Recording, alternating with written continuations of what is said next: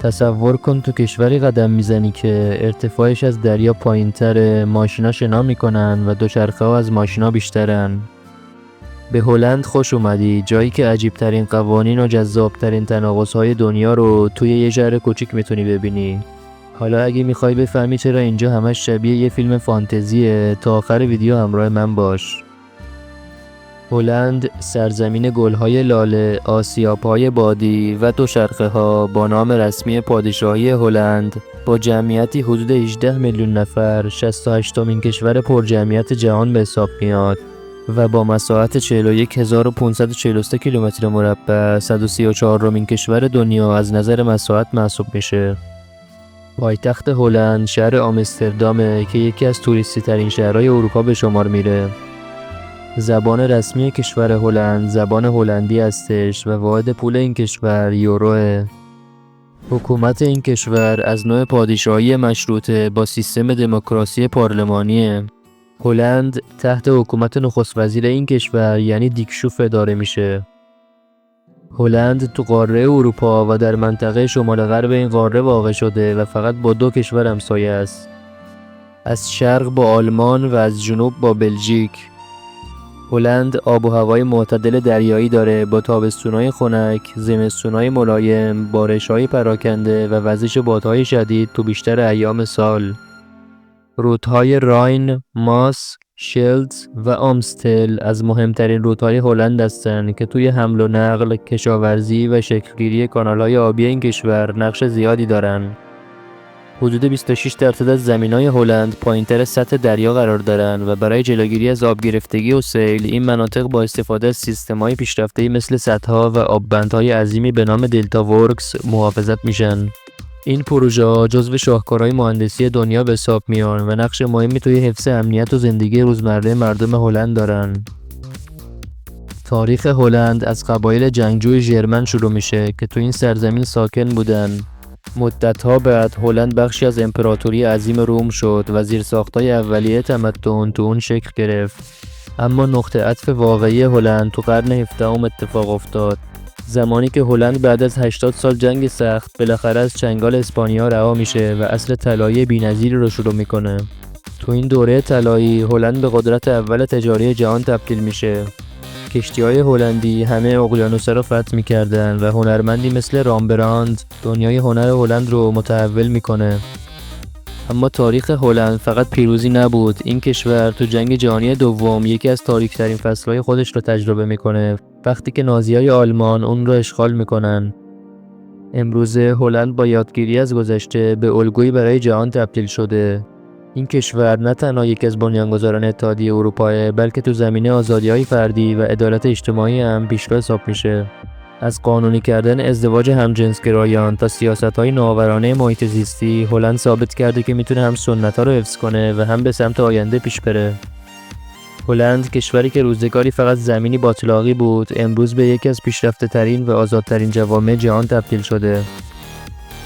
هلند با وجود وسعت نسبتاً کوچیکش تونسته جایگاه قابل توجهی تو اقتصاد جهان پیدا کنه. این کشور پنجمین اقتصاد بزرگ در بین اعضای اتحادیه اروپا و 17مین اقتصاد بزرگ دنیا به شمار میره. این کشور با ترکیبی منحصر به فرد از مزیت‌های جغرافیایی، نوآوری و تجارت بین‌المللی به یکی از موفق‌ترین اقتصادهای اروپا تبدیل شده. هلند دومین صادرکننده بزرگ محصولات کشاورزی در جهان بعد از آمریکاست و در اروپا رتبه اول رو داره. شرکت‌های چند ملیتی مثل شل، فیلیپس و یونیلیور ریشه هلندی دارن. صنعت گل‌آوری مخصوصاً گل لاله نقش مهمی تو اقتصاد هلند داره و این کشور یکی از بزرگترین صادرکنندگان گل تو جهانه. کشور هلند با استفاده از تکنولوژی‌های دقیق و گلخانه‌های پیشرفته جزو پیشروترین کشورها تو کشاورزی مدرنه.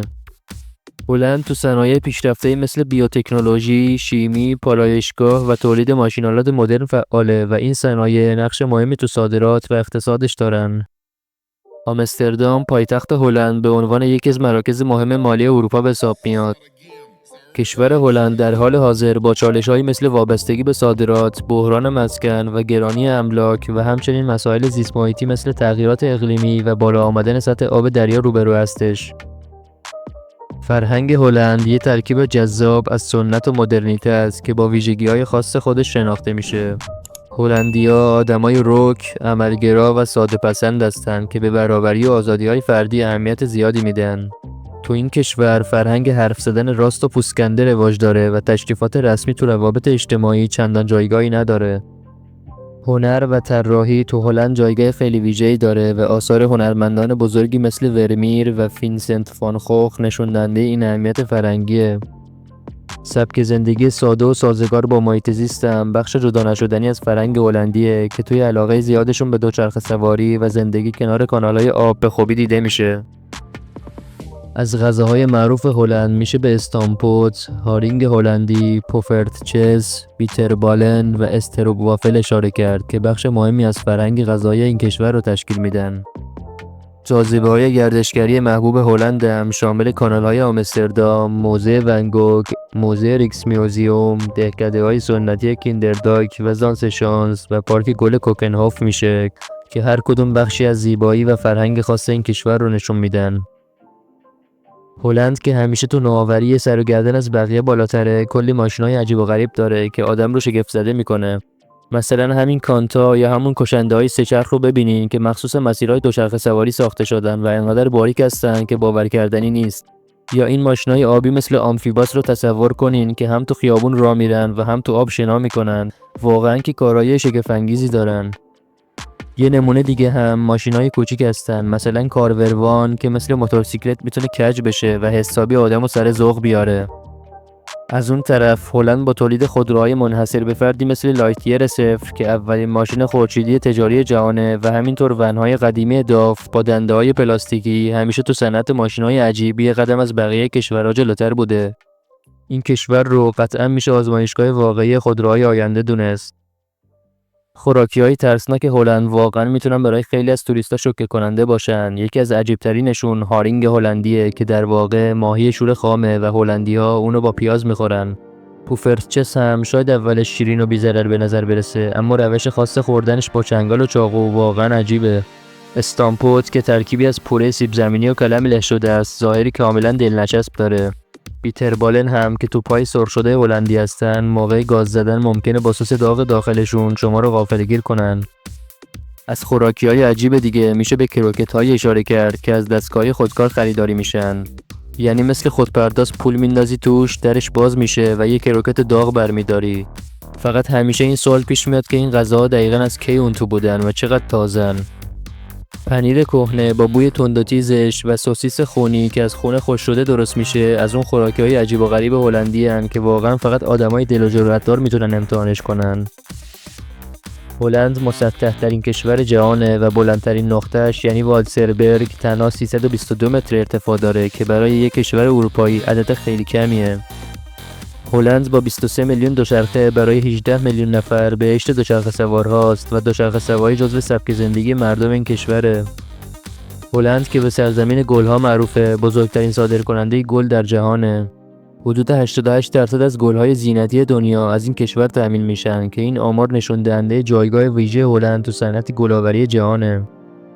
هلند خونه اولین بورس دنیاست. بورس آمستردام تو سال 1602 میلادی تأسیس شد و به عنوان قدیمی ترین بورس جهان شناخته میشه که نقش مهمی تو شکل‌گیری نظام مالی مدرن داشته. یه چیز عجیب ولی جالب درباره هلندیا اینه که تو بعضی از روستاهاشون زندانی‌ها اجازه دارن آخر هفته‌ها برن خونه. یعنی انقدر مهمون نواز و ریلکسن که حتی با زندانی‌ها مثل مهمون برخورد میکنن. کشور هلند پایتخت پل‌ها معروفه چون شهر آمستردام این کشور با داشتن 1281 پل بیشترین تعداد پل در بین شهرهای اروپایی رو داره و از این نظر رکورددار به حساب میاد. هلند یکی از بزرگترین تولید کننده ها و صادر کننده های شکلات و شیرینی های لیکور تو جهانه و به همین خاطر بعضیا به این محصولاتش لقب طلای سیاه دادن چون هم کیفیت بالایی دارن و هم صادراتشون نقش مهمی تو اقتصاد کشور هلند داره. راستگویی و رکگویی تو فرهنگ هلندی خیلی جدیه. مردم هلند رک و بی‌تعارف حرف میزنن حتی تو موقع انتقاد که به این ویژگیشون میگن داچ دایرکتنس یا همون رکگویی هلندی. هلند به پایتخت قد بلندای جهان معروفه چون مردمش به طور میانگین بلندقدترینای دنیا هستن. هلند به عنوان کشور بدون پرده شناخته میشه چون خیلی از خونه‌هاش پرده ندارن و مردمش هم از اینکه سبک زندگیشون از بیرون دیده بشه هیچ ترسی ندارن. این موضوع ریشه تو فرهنگی داره که بر پایه این باور بنا شده. چیزی برای پنهان کردن نداریم. ممنون که تا آخر ویدیو همراه بودین. اگه از ویدیو خوشتون اومد لایک ویدیو و سابسکرایب کانال رو فراموش نکنید. تا ویدیوهای بعدی، خدا نگهدار.